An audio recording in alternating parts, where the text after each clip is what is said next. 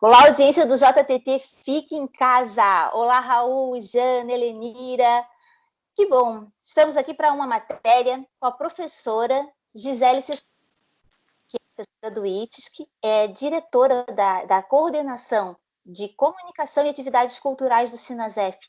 Tudo bem, Gi? Tudo jóia, tudo tranquilo. Poderia estar melhor, né?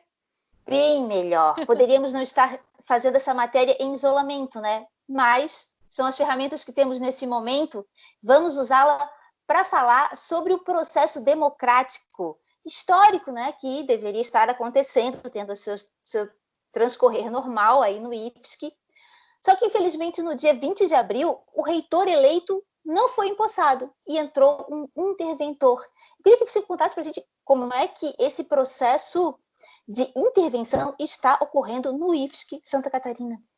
Ele está bem complexo, né? Nós, como sindicato, é importante a gente deixar claro, né, o porquê que nós estamos envolvidos nisso, é porque nós pensamos que uma das nossas bandeiras de luta é a defesa do processo de democratização das instituições federais, né? E o IFSC, nesse momento, ele está em estado de exceção. A gente entende que a lei entrou em suspenso, a gente está com a lei em suspensão e tudo está sendo possível. E que tudo é esse?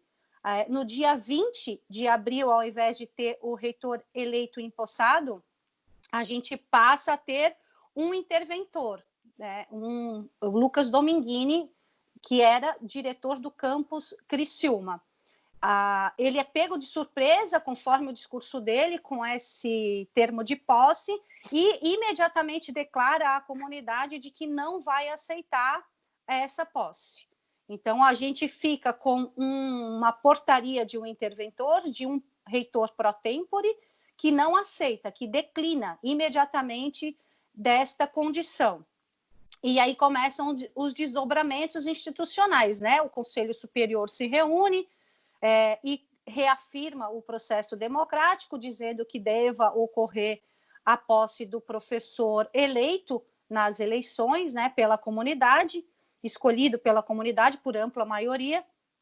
E aí a sequência ele é um envio de uma lista de nomes que nós, como sindicato, entendemos como uma decisão equivocada do nosso Conselho Superior, mas foi a decisão tomada, e eles encaminham uma lista de 7 nomes. Esses 7 nomes encaminhados para serem apreciados pelo MEC foram retirados da chapa do professor Maurício Gariba Júnior, que foi o reitor eleito. Então, é encaminhado, com exceção do nome do professor Gariba, todos os outros componentes da chapa eleita. O MEC aprecia esses nomes, diz que não, e encaminha pós-feriado do Dia do Trabalhador.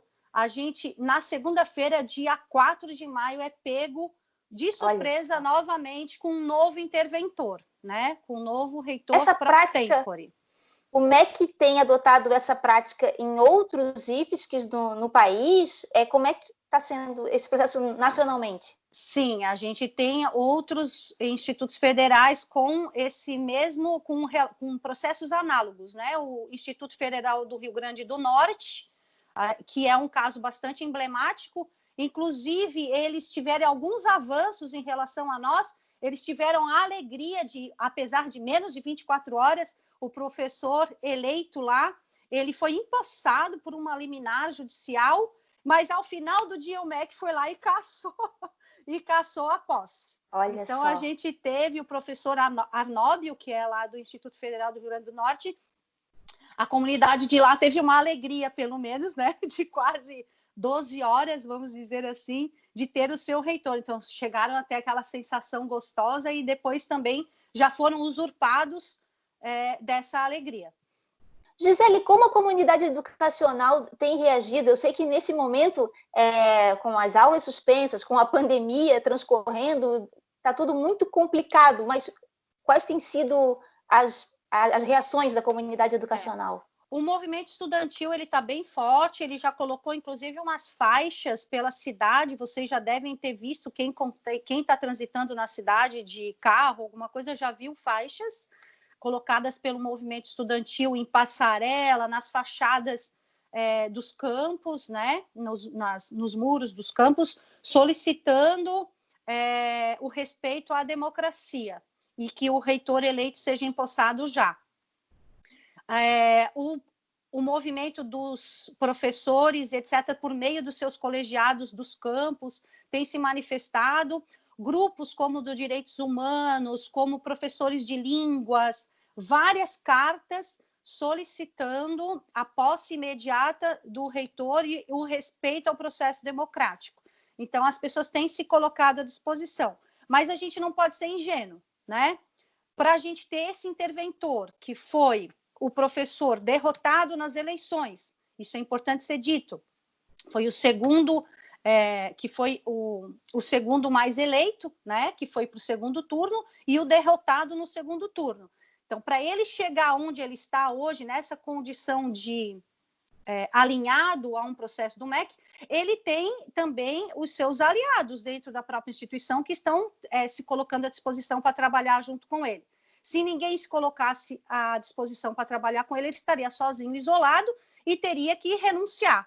Então, ele tem um apoio. De certa forma, a gente possui pessoas que entendem que podem chegar ao poder a qualquer custo, né?